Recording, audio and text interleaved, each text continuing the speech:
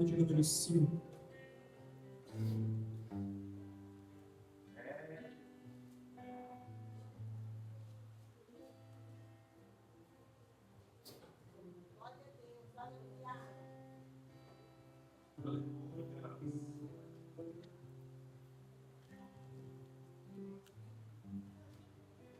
Quero ler com vocês o texto do verso 13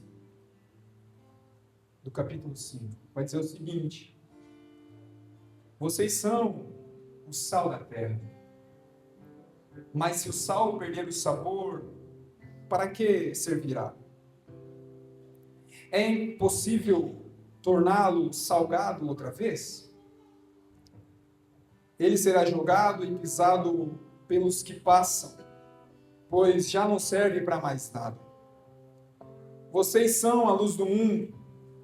É impossível esconder uma cidade construída no alto de um monte. Não faz sentido acender uma lâmpada e depois colocá-la sobre um cesto. Pelo contrário, ela é colocada num pedestal, de onde ilumina todos que estão na casa. Da mesma forma, as suas obras devem brilhar, para que todas as vezes que vejam, louvem o seu Pai que estás no céu. Amém? Tome seu assento, glorificando a Jesus, porque Ele é bom e a sua misericórdia dura para sempre. Talvez você já ouviu alguém, talvez você seja esse alguém que sempre fala: olha, eu acho que eu estou sendo moldado por Deus. Ou talvez você já ouviu alguém, eu estou falando porque eu já ouvi muito: olha, Deus precisa pegar fulano e fazer um vaso novo. Aleluia. Você riu, então talvez você já tenha falado. Só que existe uma pergunta que eu acho que ninguém nunca fez. Ou talvez se você fez, você está na grande minoria. Muito obrigado. Diante das tribulações, diante das lutas, diante das dificuldades que nós enfrentamos dia após dia, que tipo de pessoa Deus está então tentando formar em nós? Eu acho que nós nunca paramos para pensar sobre isso, não é?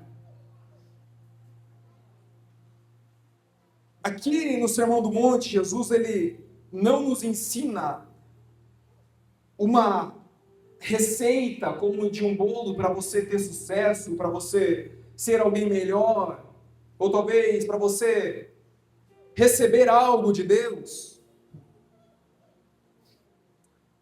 Jesus ele vem justamente para responder essa pergunta e nos trazer a ideia de uma revelação de como é a pessoa que realmente agrada ao Senhor de verdade.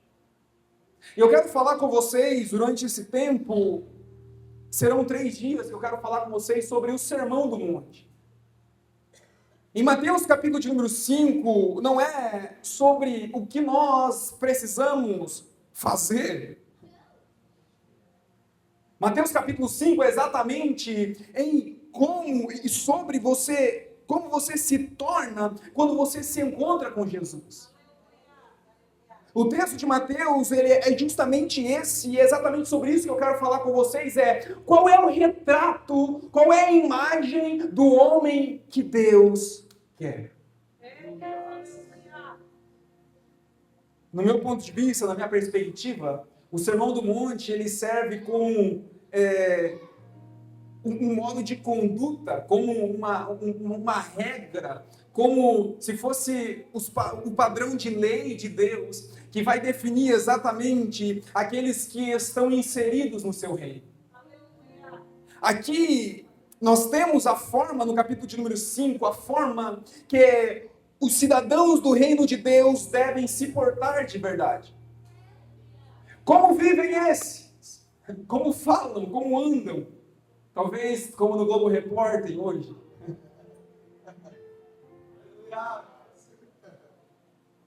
Cada capítulo desse, tanto 5 até o capítulo de número 7, Jesus vai responder algumas perguntas que nós iremos falar justamente. Só que no capítulo 5 ele responde exatamente quem é o cidadão do reino de Deus. Quem são esses? Talvez a maior tristeza que você terá no final desse culto é que você não é cidadão do reino de Deus ainda. Até porque, meu irmão, nós olhamos para a Bíblia, nós olhamos para as palavras de Jesus, principalmente, e dizemos, não, a Bíblia vem para dizer exatamente o que nós não podemos fazer. Só que é o contrário. Jesus não vem para dizer o que nós não podemos fazer, porque, na verdade, nós já sabemos o que nós não podemos fazer. Jesus ele vem para revelar no Sermão da Montanha exatamente quem nós precisamos ser. E é muito mais difícil de responder essa pergunta de Jesus, porque ser cristão não é você apenas parecer com a igreja, não é apenas você aparecer na igreja, mas é você exatamente ser igual, exatamente a cópia de quem Jesus é. Jesus sobe o monte, se assenta, os seus discípulos se aproximam, ao fundo tem ainda assim uma multidão. Só que essa mensagem não é uma mensagem evangelística que vai alcançar as multidões, não. A mensagem de Jesus é exatamente para aqueles que decidiram segui-lo de verdade. Por isso que os discípulos estão próximos.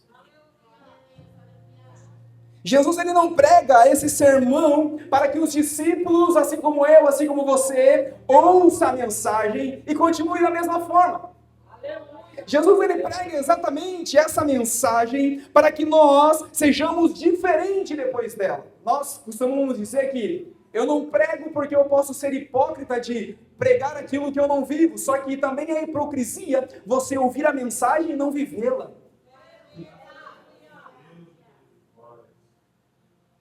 O capítulo 5 exatamente vem falar sobre o caráter que Deus deseja formar em mim e deseja formar em você. Então ele começa com um texto que talvez é muito conhecido, que é as bem-aventuranças, todo mundo conhece. Bem-aventurados, pobres de espírito. Oh, eu sou pobrezinho.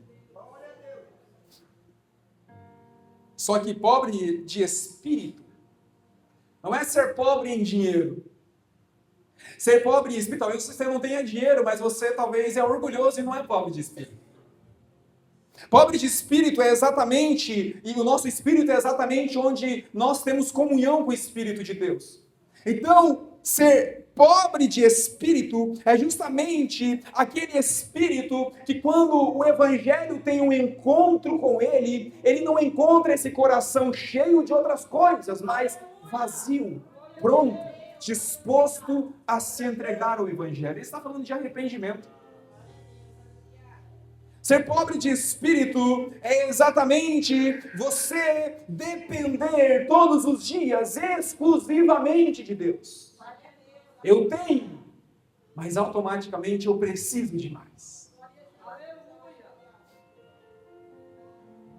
Quando Jesus declara, bem-aventurado os pobres de espírito, ele está exatamente dizendo que no reino de Deus não há espaço para o nosso orgulho. Ele está dizendo que no reino de Deus não há espaço para a nossa autossuficiência.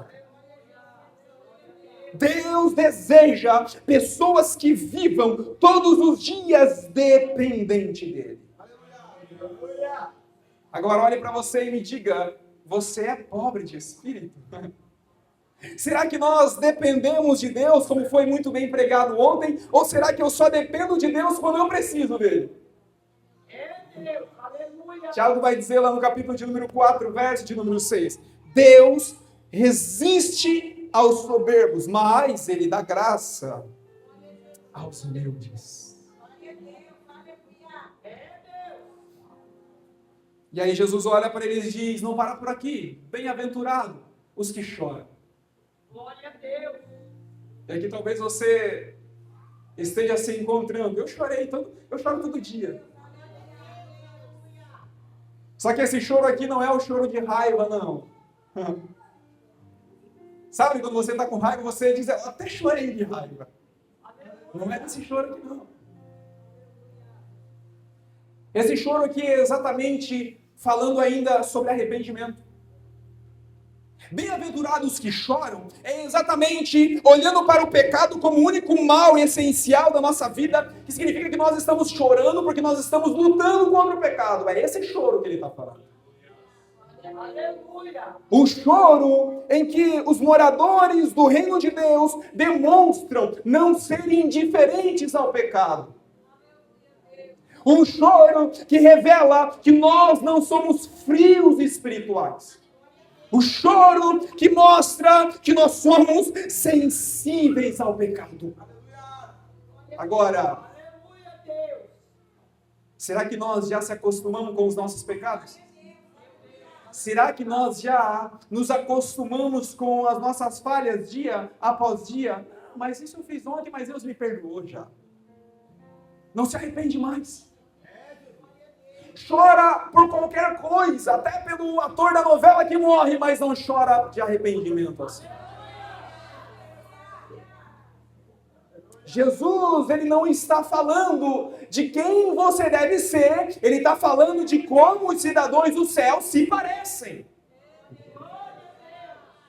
Ele não está olhando para nós e a receita do bolo é essa, ó. Se você quer ser cidadão do céu, primeiro você seja bem-aventurado. Não, ele está dizendo que aqueles que são cidadãos do céu são bem-aventurados. Bem-aventurados os mansos, é difícil.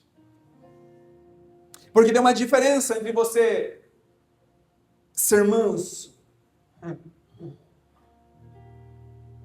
Só que nós olhamos para o pobre de espírito e achamos que não tem nada ligado, mas está totalmente ligado. É Deus, aleluia. Quando eu falo que eu sou manso de espírito, a humildade é uma qualidade de quem já é manso no Senhor.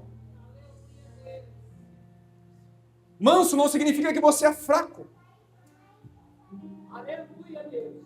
Manso não significa que você é medroso. Manso é exatamente você ser forte, mas você tem controle sobre a sua vida. Não sei se você lembra, mas Moisés é chamado de o homem mais manso da terra, mas ainda assim ele matou um egípcio.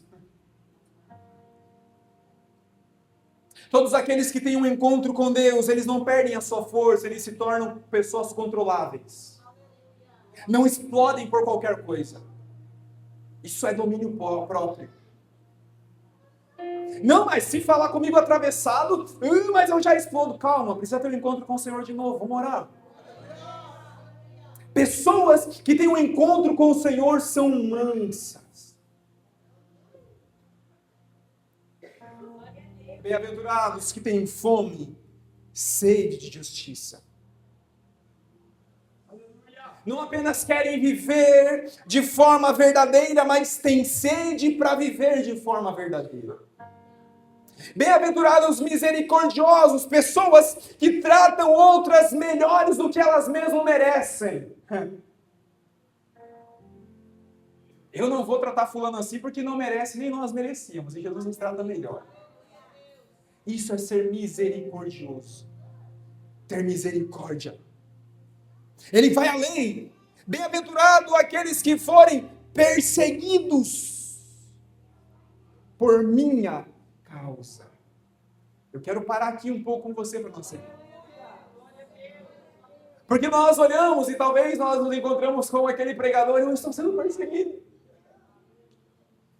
Só que aí você chora na presença de Deus e peraí, você está sendo perseguido, mas você não está sendo perseguido por causa de Jesus.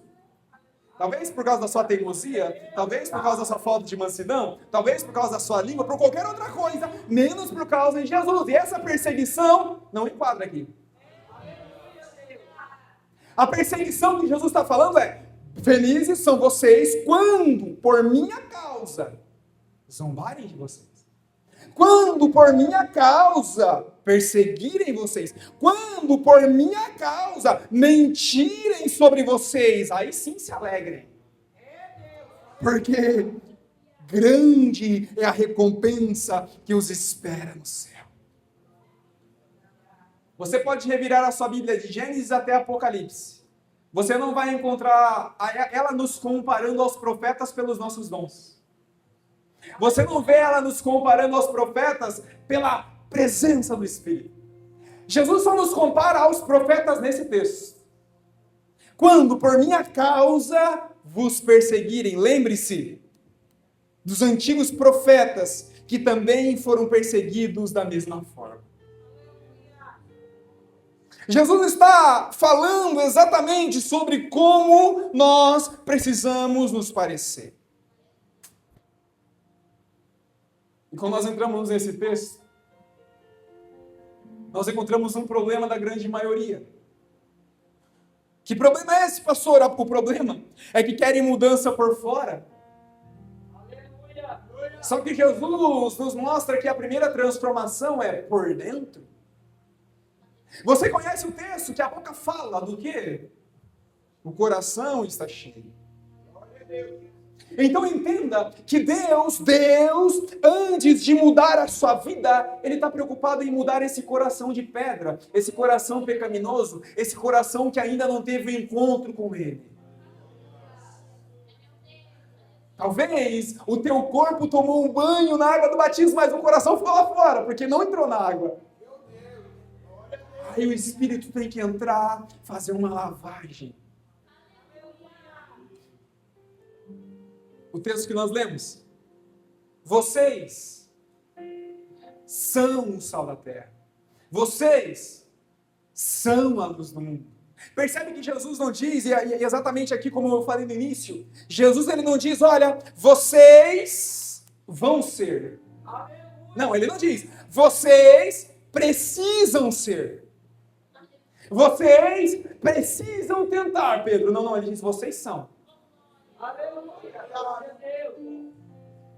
Vocês são o sal da terra. O sal ele tem dois deveres principais. O primeiro deles é dar sabor, dar gosto, não é? Você sabe exatamente quando a comida está sem sal e sabe exatamente quando ela tem muito sal. Experimentou comer uma comida sem sal? É ruim, né? Experimentou comer uma comida com muito sal? Também é ruim.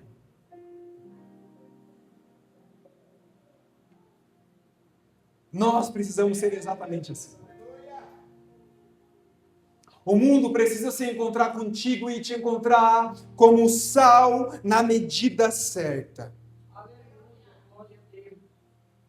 À medida que eles olham para você e encontram, não aquele crente que parece que falta alguma coisa, sabor crente.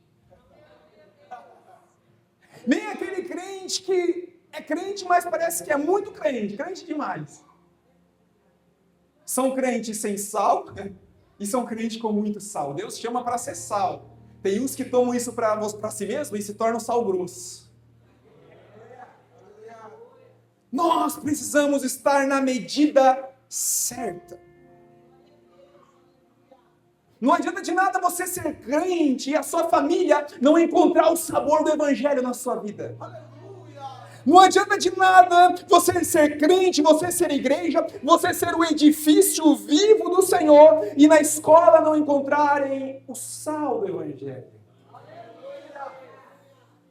Jesus, Ele nos mostra com um grande exemplo como ser o sal dessa terra. Em todo lugar que Ele chegava, Ele continuava sendo Jesus. Em todo lugar que Ele chegava, seja na roda dos pecadores, seja na mesa dos publicanos, não importa, Ele não se contaminava porque Ele era sal. E aqui o sal entra com uma outra forma de usar que é para conservar. Para ir de Carfanaum até Jerusalém era um longo caminho. E na maioria das vezes para transportar peixes, porque era essa a economia da época, você precisava preservar pela longa jornada.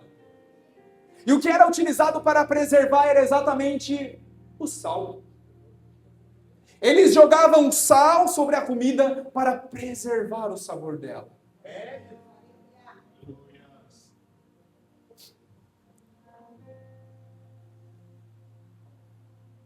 A verdade é que nós vamos ao mundo. Só que chegando lá nós esquecemos que nós somos chamados a conservar o evangelho. Nós saímos daqui crente. Até rodamos no domingo, na segunda-feira perdemos o sal. Não conservamos. Recebemos o Senhor, mas não conservamos a presença dele. Somos como Sansão. Até o momento em que Dalila se assenta. Mas está tudo bem, é o colo de Dalila, se deita. E quando vê, o cabeleireiro está na porta esperando. Nós precisamos ser sal. Sal não apenas fala, ele influencia porque ele é sal. E me deixa dizer uma coisa aqui bem séria. De certa forma você está influenciando ou algo bom ou algo ruim. De alguma coisa você está fazendo. Se você não está trazendo pessoas para a igreja, pode ter certeza que você está arrancando um punhado para fora dela. Se você não está aproximando os seus amigos de Jesus, pode ter certeza que eles estão te aproximando do diabo. Não, mas eu sou crente, mas eu venho na igreja. Mas tome cuidado que o elevador tem o I para você apertar. E quando você apertar o I, lá no final dos tempos, ao invés de subir, ele desce. Porque nós somos chamados a ser sal. Só que não apenas sal, Jesus diz, vocês são a luz do mundo. E aqui ele dá 2 exemplos. O que é ser luz? Como ser luz, Jesus? Primeiro ele diz, como uma cidade edificada sobre os montes. Aleluia! Você já viu uma cidade edificada sobre o monte?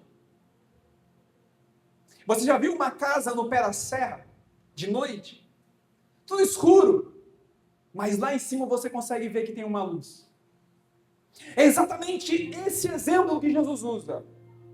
Uma cidade edificada sobre o monte. Gostem os moradores desse reino ou não, eles estão expostos nesse mundo o tempo todo. Aleluia. Goste você ou não, goste eu ou não, o mundo tem nos observado todos os dias onde nós estamos. Glória a Deus. Goste você ou não, esteja preparado você ou não, nós não podemos mais escapar de ser influência. Glória a Deus. Aleluia. Sabe, tentou fugir da sua própria sombra? Não tem como, porque ela é sua. Assim também como cristãos, nós não podemos e não tem como fugir de ser luz do mundo. Jesus, ele nos fala que precisamos ser como uma cidade edificada sobre os montes. Glória a Deus, aleluia. Não só isso, ele fala que nós precisamos ser uma luz como uma candeia. Pastor, o que é uma candeia? Uma candeia, resumindo a grosso modo para você entender, era uma lâmpada desses tempos. Era uma lâmpada em que você precisava ter azeite para ela funcionar. Era uma lâmpada que você precisava colocar no meio da casa, no meio do quarto, para ela iluminar toda a sua casa. Por isso que ele diz, qual é o sentido de colocar uma candeia embaixo de uma cama? Não faz sentido nenhum. É a mesma coisa se você querer colocar uma lâmpada embaixo da cama e querer que ele ilumine o quarto. Não faz sentido nenhum. Qual é o sentido de um crente que diz ser luz, que diz ser cheio do Espírito, não influenciar o mundo? Não faz sentido. Aleluia, glória a Deus. Só que a verdade, meus irmãos, é que nós somos candeias na mão de Deus. Só que nós somos candeias que decidimos nos esconder embaixo da cama. Nós somos candeias que por medo de julgamentos, que por medo de afrontas, por medo de qualquer coisa, decido me esconder embaixo da mesa. Porque é confortável.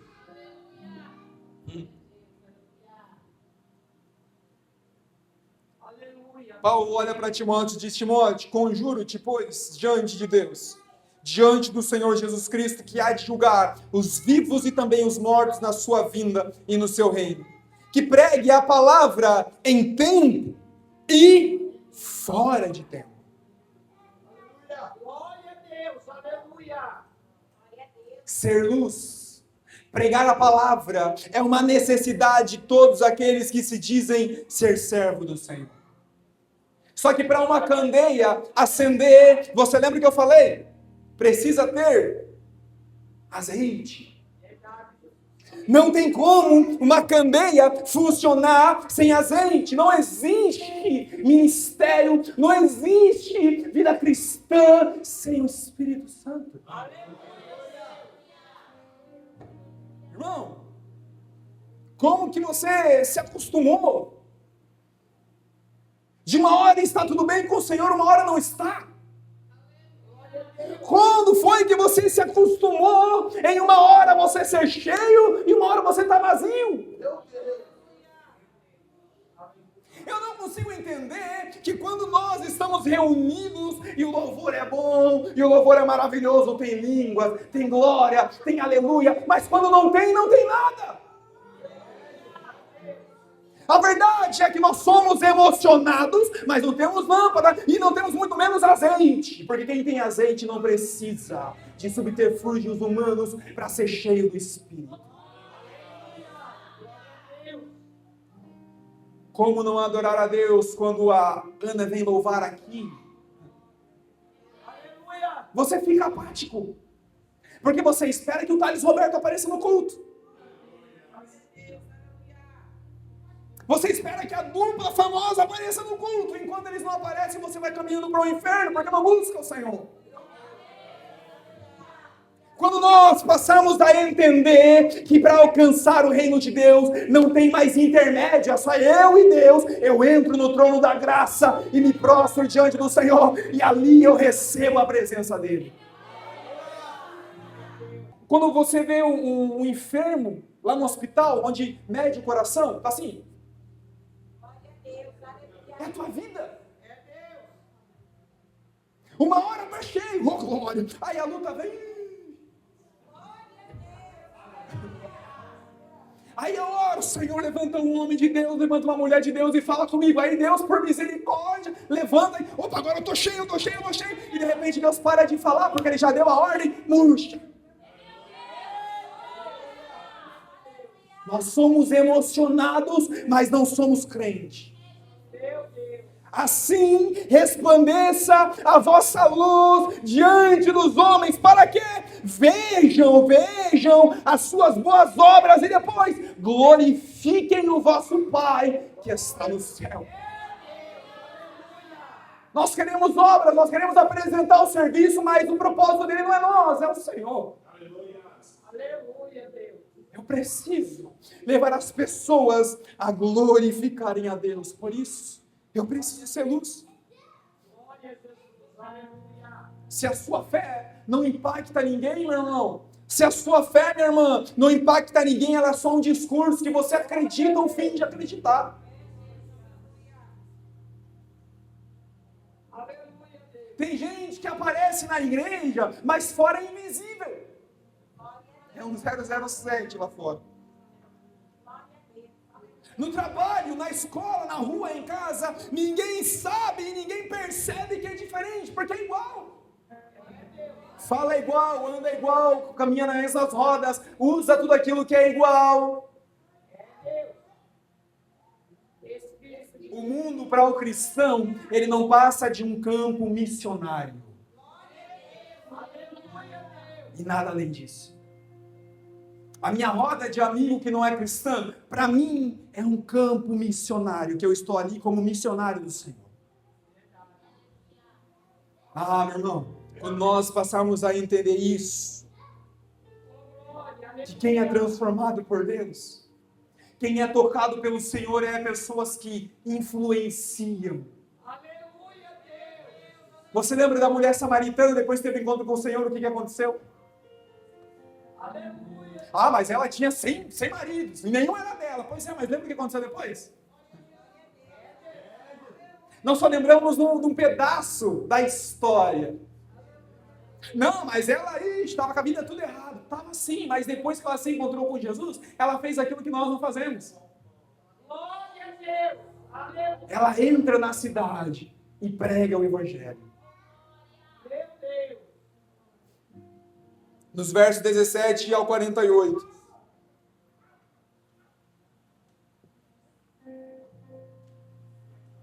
A parte ruim vai chegar agora. Porque nos versos 17 a 48, Jesus ele começa agora a confrontar a nossa religiosidade. Aleluia, glória a Deus. Você percebe que todo o encontro que os fariseus têm com Jesus, Jesus deixa isso muito claro. Vocês só se preocupam com a aparência. Vocês só estão vivendo de aparência. Meu Deus. Jesus ele muda o discurso, porque Jesus não está preocupado com a aparência, porque a aparência é resultado da raiz. É por isso que ele vai dizer, olha, no verso 21, vocês já ouviram que foi dito aos seus antepassados, não matem, se vocês cometem homicídio, estará sujeito ao julgamento. Aí Jesus inverte, porque para nós homicídio é você matar alguém, para Jesus não. Para Jesus o discurso é, se você se ira contra alguém, e eu gosto dessa versão, porque talvez a tua dá uma, né? Mas olha só o que o texto diz. Quem xingar alguém de estúpido, quem chamar alguém de louco, talvez se chama de coisa pior, mas vamos lá. Corre o risco de ir para o inferno de fogo. Verso 22. Jesus atinge agora a raiz do nosso pecado. Se para você matar alguém era você pegar uma arma, fica preocupado, despreocupado.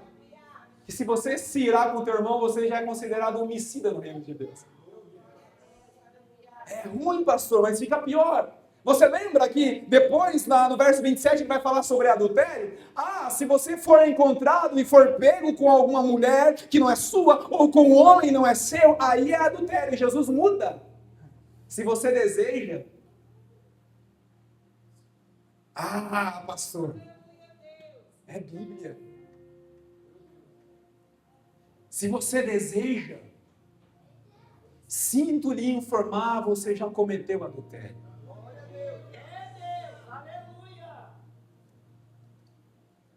Jesus vai além.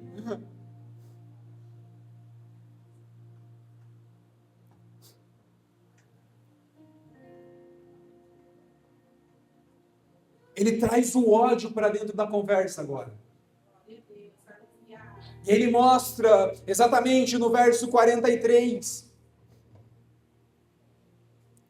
Vocês não ouviram o que foi dito? Amem o seu próximo e odeiem os seus inimigos. Eu, porém, digo, amem os seus inimigos. Orem por aqueles que o perseguem.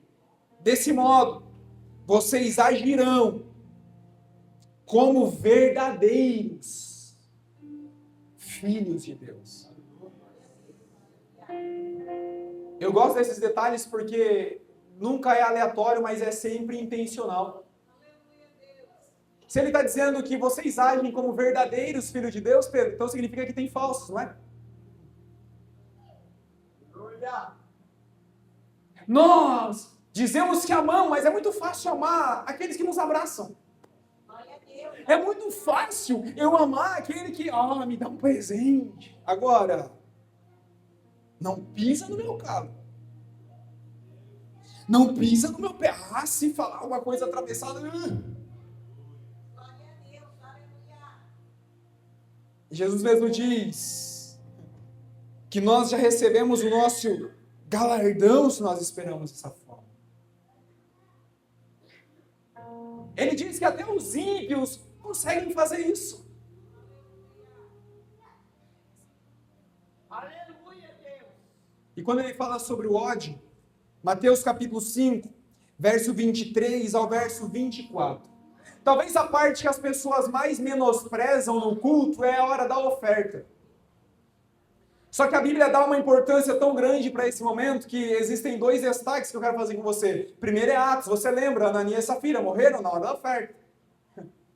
E depois, esse destaque aqui, verso 23 e 24, eu quero até ler para você. Portanto, se você estiver apresentando uma oferta no altar do Senhor, lembre-se, e quando se lembrar de alguém que tem algo contra você, espera aí, deixe a sua oferta, vá até essa pessoa, se reconcilie e depois volte e leve a sua oferta ao altar. Meu irmão, Deus ele repudia tanto o ódio, que mesmo você ofertando no altar dele com o coração impuro, com o coração cheio de rancor, com o coração cheio de ódio, é só um dinheiro que você está colocando no gasofilácio, nada além disso. Para ele, não passa do teto a oferta, porque mais preocupado do que o seu dinheiro, ele quer o teu coração. Nós achamos que enganamos ao Senhor, mas Deus, Ele não aceita sacrifício, a menos que o coração esteja livre. Aleluia, glória a Deus. Eu posso até enganar você, mas Deus, meu irmão, ninguém engana.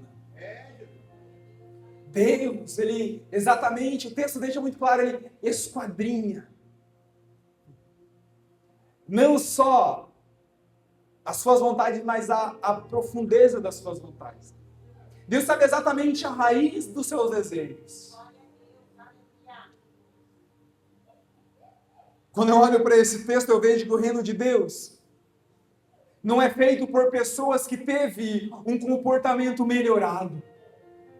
Ele não é feito por pessoas que simplesmente tiveram um upgrade no seu comportamento, não. O reino de Deus é composto por pessoas que teve a sua natureza transformada. Por pessoas que conseguem olhar para si e dizer, eu não vivo mais eu, mas é Cristo que vive em mim. E realmente vive. Porque nós falamos, Cristo vive em mim. E aí Cristo diz, eu não.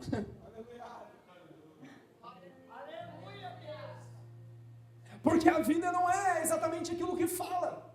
A vida é aquilo que nós agimos, como nos portamos. E aí é mais difícil. Tem pessoas que só se dizem ser crente, mas lá fora, meu irmão, até o diabo duvida do que faz. O diabo olha para a pessoa e diz, meu Deus. Jesus vendo dia após dia diz, meu Pai. Deus olha e diz, meu eu. Porque não dá para acreditar, meu irmão, não dá para entender como que vive uma vida dupla. A igreja é crente, em casa não é. Jesus, ele eleva o nível da nossa santidade, porque a sua santidade não é apenas um discurso, a sua santidade precisa ser real, a sua santidade não é aquilo que você mostra, mas é aquilo que você esconde das pessoas. Dizer que ora é uma coisa, mas orar de verdade, ninguém está vendo. Dizer que nega as vontades é uma coisa, mas lá no escondido, negar de verdade é outra coisa. Por isso que santidade não é aquilo que alguém fala e nem aquilo que você vê. Santidade é exatamente aquilo que apenas Deus consegue enxergar. E você sabe. Espírito Santo, aleluia. Para fechar, ele levanta o nível do nosso amor. Porque quando ele diz amem os seus inimigos, ele está exatamente dizendo que qualquer um ama qualquer um. Mas Deus, a partir da pessoa de Jesus, nos ensina a amar aqueles que nos machucam. E quando nós entendemos e conseguimos viver isso de verdade, meu irmão, nós nos parecemos com Cristo. Nos parecemos com Cristo a ponto de eu olhar para o Pai na cruz e dizer, Pai, perdoa. Eles não sabem o que fazem. A ponto de Estevão estar sendo apedrejado e orar para o Senhor perdoar aqueles que estão apedrejando. Meu irmão, nós somos tão hipócritas que a nossa oração diante do Senhor é, Senhor, trata com fulano. Só que o nosso tratar, ele não é um tratar para o Senhor transformar, é um tratar para o Senhor matar, sei lá. Isso é oração de feiticeiro. Crente, ora para que o Senhor perdoe os pecados. E aqui eu vejo um nível que eu acho que é difícil alcançar de maturidade em Deus. Porque essa maturidade espiritual, não é encontrada em quando nós falamos em línguas. Ela só é encontrada quando nós tratamos bem aqueles que nos feriram. É aqui que você consegue entender se você é maduro ou não. Ou se você é só um Pedro que está do lado de Jesus, mas no primeiro momento que pode pegar na espada, você pega. Na primeira oportunidade que Malco passa na frente, ele corta a orelha fora. Porque é imaturo. E Jesus leva o discurso para o final. Sejam perfeitos. Por quê? Porque perfeito é o vosso Pai.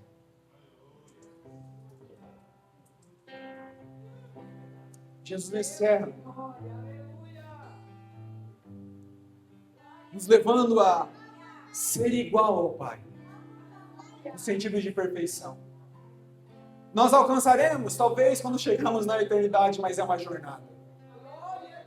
Porque ser perfeito, meu irmão, não é que você nunca vai errar, não. Ser perfeito é sobre você crescer em Deus. Ser perfeito é sobre você exatamente ser transformado dia após dia, após dia, após dia. Ser perfeito, eu costumo dizer que é você ser melhor hoje do que você era ontem.